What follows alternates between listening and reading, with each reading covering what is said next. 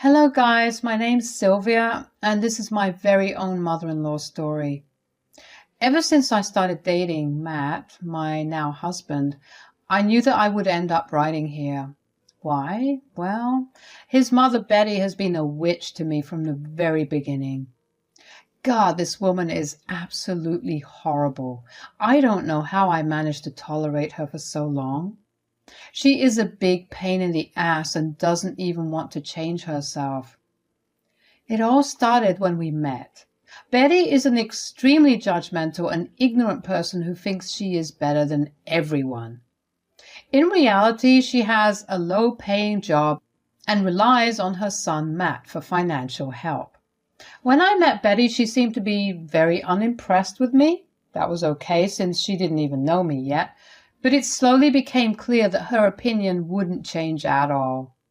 She said, "So, my son tells me that you work from home?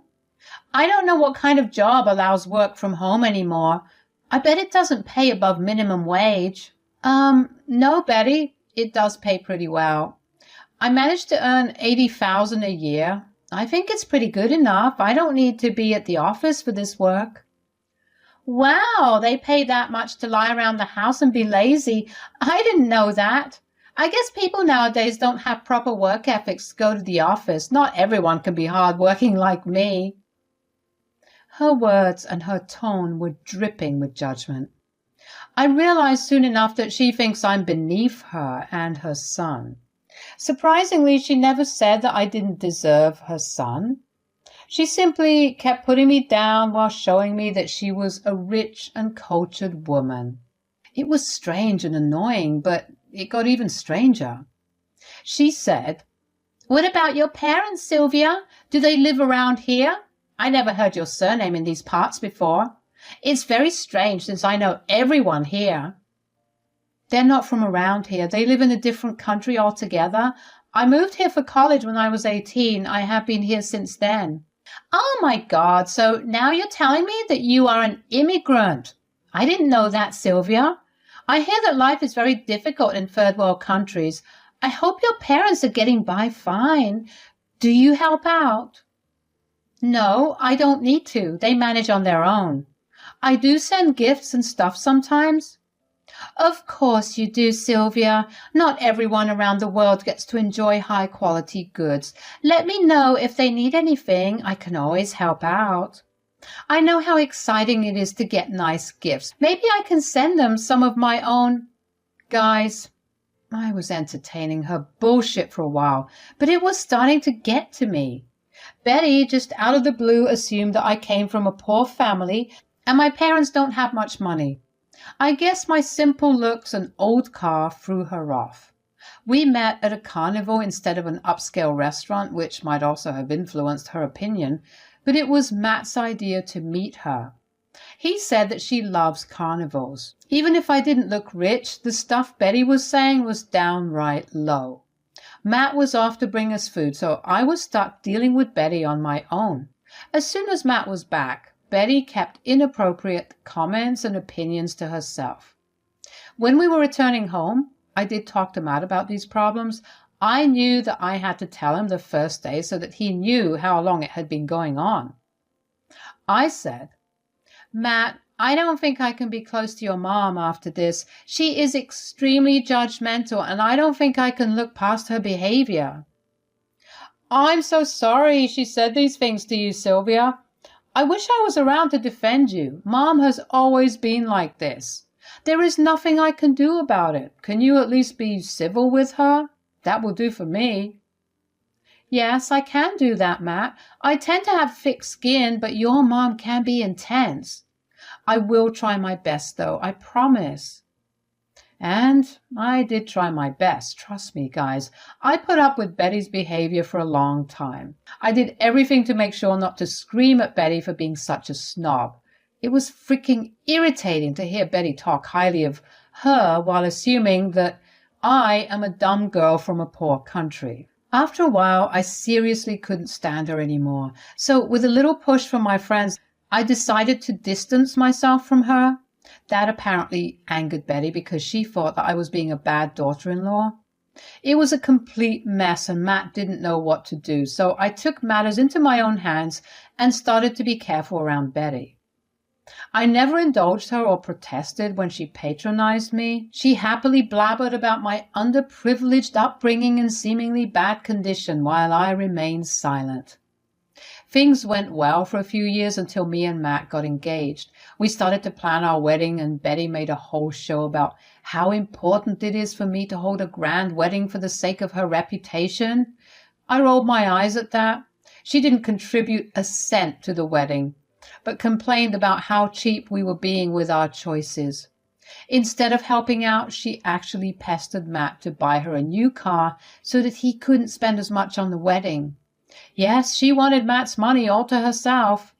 The worst happened when a cousin told me and Matt how Betty planned to humiliate me at our wedding by gifting me her used car because I couldn't even dream of ever owning something that expensive. Matt refused to believe that his mom could be so cruel, but I knew that it sounded like something Betty would do, so I made a plan. I called up my parents and said, "Mom, Dad, my mother-in-law wants to humiliate me at my wedding by gifting me a used car.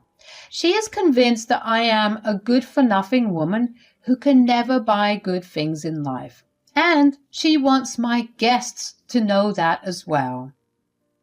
"She sounds like a nightmare, Sylvia. Why does she think that you are destitute? Did you say something of that sort?"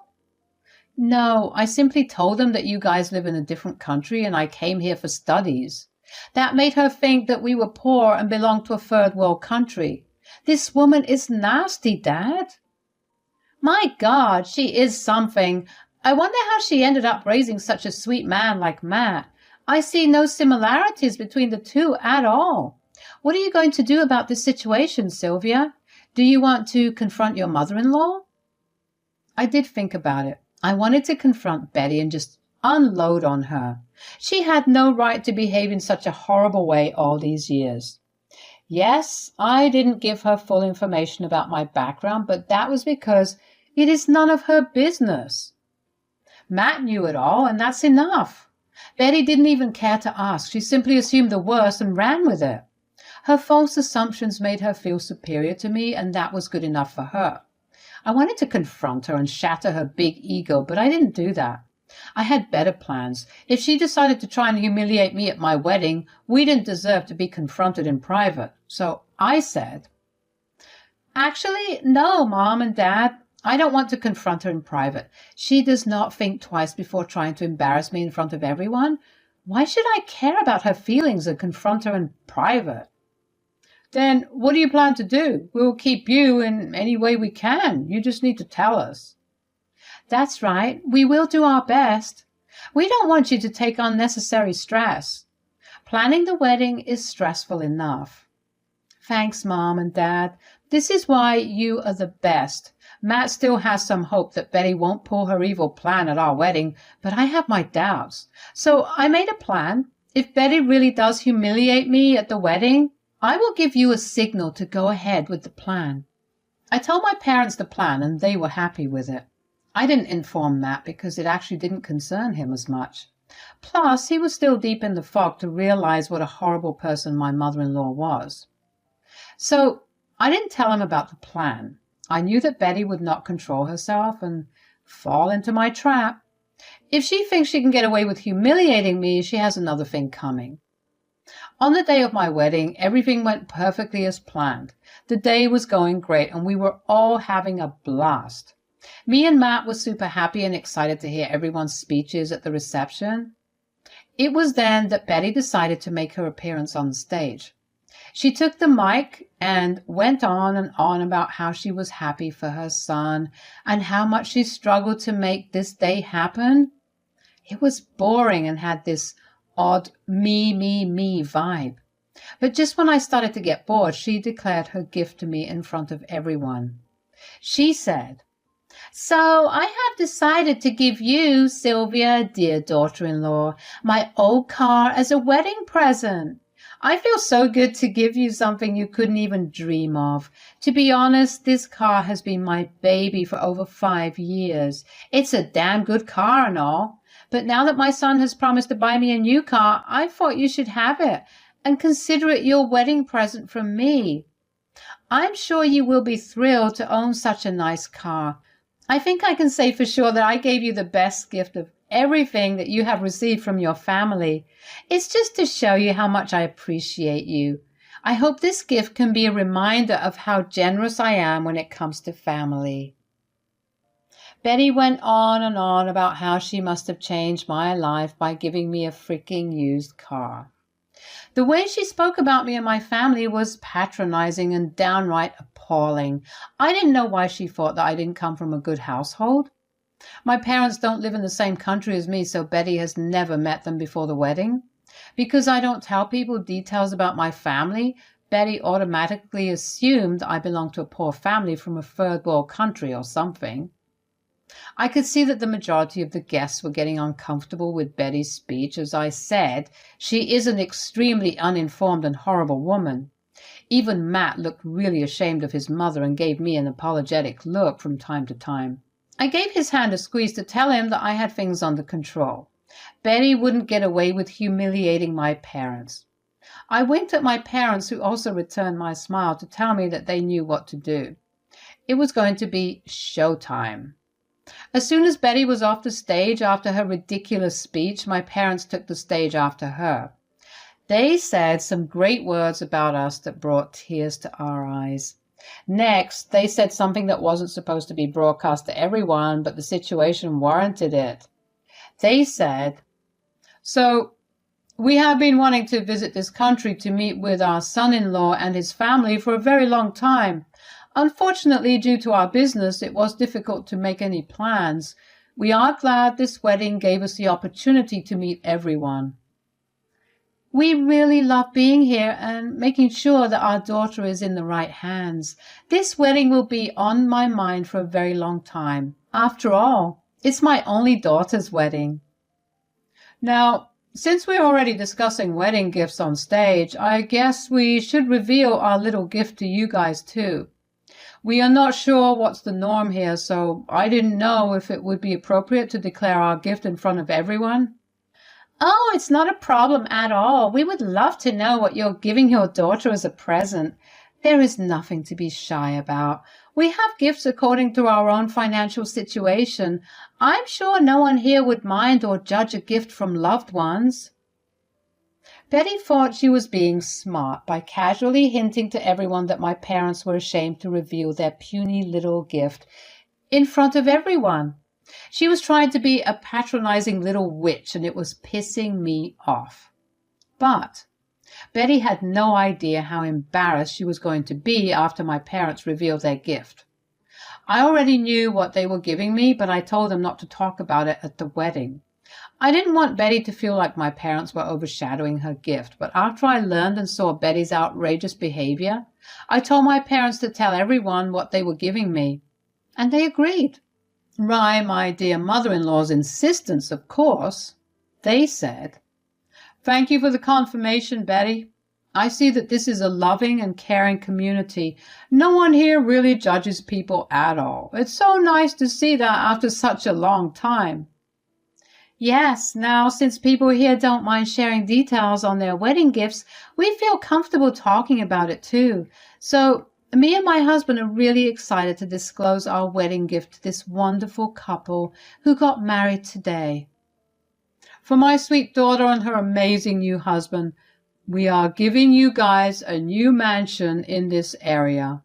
We found out that a great mansion here was up for sale, and we decided to get it for our one and only daughter. Sylvia and Matt, we really hope you like our gift. Come on, dear. We shouldn't just keep them hanging after this. Guys, we also decided to give you a check so that you can remodel the house and add your favorite furniture to it too. You know, we wanted you guys to have a good start to your married life, so it felt right to give you the whole package. I hope you like your gift.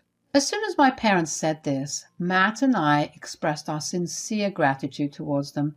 Our guests also cheered and applauded their generous gift since no one was expecting it. And everyone knew what mansion they were talking about. Let me just say that it costs about $500,000. And the check was for another $20,000 so that we could get the house furnished as we liked. Matt wasn't expecting that, so he was super happy. However, his mom, Betty, looked extremely embarrassed and was even looking down at her feet. It was glorious to see Betty get a proverbial slap across her face. If you think that the fun ended there, you are wrong. Betty is one of a kind. This woman had the audacity to walk up to us and express her disappointment at my parents' gift. You would think that she finally got beaten down. Well, it turns out she's just utterly shameless. She pulled us aside after the speeches and said, "That was extremely inconsiderate of your parents, Sylvia. I am embarrassed and appalled at their behavior today." "What do you mean, Betty? My parents have been nothing but kind to everyone here, including you. What is the problem?" "You are asking me what my problem is? Well, your parents should have some etiquette and not declare their gift in front of everyone. They intentionally flashed their money and made everyone feel poor." Betty's words brought out a big laugh from within me. Seriously, guys, I couldn't help but laugh at her ridiculous words. Now, she was accusing my parents of flashing their wealth. I said, "I don't know what you're talking about, Betty. You were the one who told them that they can declare their gift in front of everyone. They just did what you did before them. How did they suddenly become inappropriate?" "Well, they knew that their gift would overshadow everyone, and it even made me look embarrassed. This is not done. Your family intentionally humiliated me." "Isn't that what your plan was, Betty?" "I knew and heard what your plan was. I knew that you wanted to embarrass me and my parents by bringing up your gift and hinting that I am not rich enough to afford good things." "Are you accusing me of insulting you today, Sylvia? My God, just because I'm a poor woman who can't give you a good gift, you are intentionally humiliating me. Matt, are you hearing this? Look at how ungrateful your wife is." "What do you want me to say, Mom? Sylvia is right. You did start this shit show first. I heard what you said during your speech. You tried to humiliate my wife and her family, Mom. Don't try to turn the narrative now. You knew what you were doing, weren't you?" Immediately, Betty knew that she had messed up and got caught. Now her own son was throwing questions that she couldn't answer truthfully. She didn't have to, though. Everyone at the wedding knew how inappropriate Betty's speech was, and they now saw Betty for who she was. But Betty still decided to play the victim card. She said, "Matt, how can you say that to your own mother? It's not my fault that Sylvia lied to me and didn't tell me that her parents are rich. I bet she was waiting for this day when she would get to one-up me in front of everyone." "Don't you dare put the blame on my wife, Mom. She never said that her parents were poor. You were the one who assumed it, and we know from a cousin that you planned this speech to humiliate Sylvia today. There is no use lying or putting blame on others." "Okay, fine. I shouldn't have done that. But Matt, what Sylvia's parents did—" At this point, I saw that Matt had enough of Betty's bullshit. I was already exhausted with her, but seeing Matt get mad at his mom was awesome. But what Matt said next surprised both me and Betty. He said, "Stop it, Mom. What you have done today was extremely embarrassing. I should have seen this coming since you kept picking on Sylvia every chance you got. I feel like I failed as a partner to her. But I won't allow this anymore. You can keep your goddamn car. My wife doesn't need your charity, and I am not buying you a new car either." "What? Matt, why are you behaving like this? Why should I be punished? I know I shouldn't have made that speech, but I don't deserve so much hate. I'm your mother, Matt. You should side with me. I don't deserve to lose my new car." "That's all you care about, Mom. Money and material things. I have been an ATM to you for a long time now. You go around showing off your borrowed wealth and make people feel bad about themselves. It's time you live your life according to your financial standards. I am not helping you out anymore. In fact, I think me and my wife would like some space from you. Don't expect much communication from us from now on. We will be going no contact with you." Guys, Matt stunned the hell out of us all. This was the first time I saw him truly stand up for me. I felt proud that I married the right man. I knew that already, but Man, that was awesome. He didn't need any prompting at all. Everything just came tumbling out of his mouth. It was glorious, and Betty was shocked to her core. She immediately started to cry while trying to change Matt's mind. Thankfully, we were in a secluded spot where no one could see us. She did all sorts of begging and pleading, but nothing worked.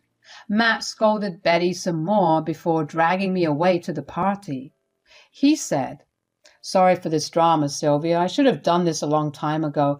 I really don't want to spoil our wedding, but this had to be done." Are you joking, Matt? That was the best thing you could do today. I never expected this. You don't have to keep your word, but I still appreciate it. I plan to keep my word, Sylvia. Mom had been nothing but nasty to you. I never did anything substantial to make her stop. Now it's time I take a stand. We will start a new family, and I don't want Mom's negative presence in there. I love you so much, Matt. Thanks for doing this for us. Trust me, I will remember this. I meant every word.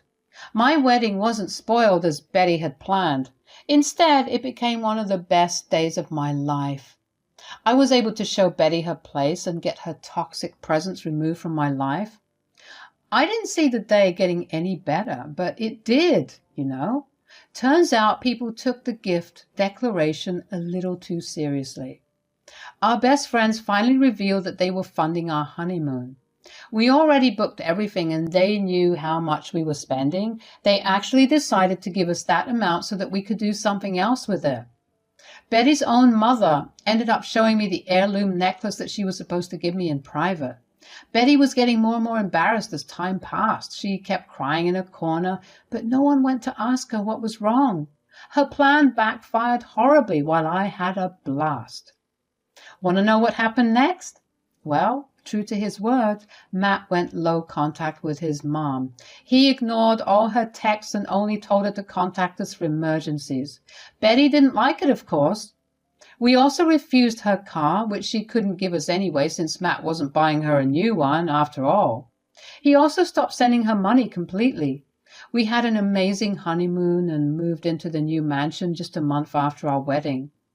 Betty wasn't even allowed a tour of the house or given a key. She complained, but again, no one listened to her. My parents actually ended up bettering their relationship with Matt. They already loved him, but seeing his new shiny spine, they were even more thrilled. From the money Matt and I saved by not paying his mom, we take tours to visit my parents when we can. Betty is miserable since she had to downgrade her lifestyle. She doesn't flaunt her money anymore and is desperate to have her son back. But her son is happy having only me around, and has expressed his desire to stay that way, even in the future.